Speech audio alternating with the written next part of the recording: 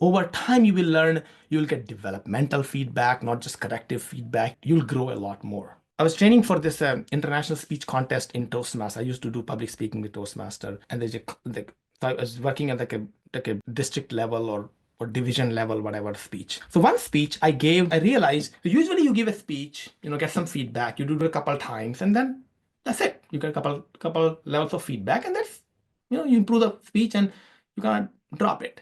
That speech is a 5 to 7 minute speech. For me, it was like 7 minutes and a few seconds. So it's 4:30 to 7:30. That's the range. I had a little bit more than 7 minutes. And I gave that speech about 75 to 80 times over a period of 3 months. The feedback was just like a lot of feedback on that. And I remember somewhere around 55, 60th iteration, there's this lady, Claire, from UK. She gave me this feedback, which was like, it still rings. It's still like, wow.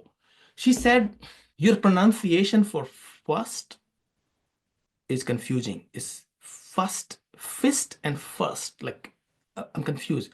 And the thing is, nobody will give you this feedback unless your structure is good. Mostly things are fine. They're understanding everything. Then you start to get this subtle feedback.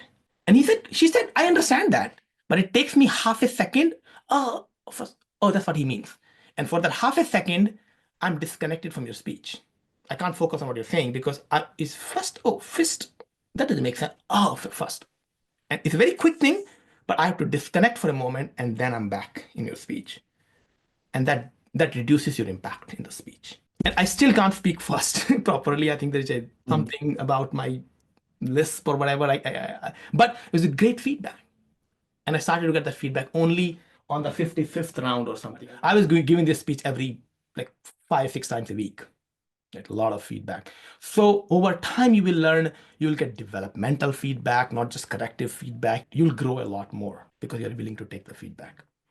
And one thing you will realize, you will get feedback that is contradictory. Somebody will say you're not a team player. Somebody will say give too much. Somebody said, you gotta open up with this. Somebody says, no, this part you take out. Feedback is never objective. People bring their own perception, their life experiences into the feedback. And it's your job to decide whether to implement it or not to implement it. I had a really hard time when I got contradictory feedback, like which one do I do? What the hell? And I realized, it's me. I get to decide if you want to do it or not. The consequences, if this person happened to be a judge in the, like, they will ding me a little bit for this, right? Because, well, they think it's something, but you get to decide and live close to my values. So this is the power of that feedback.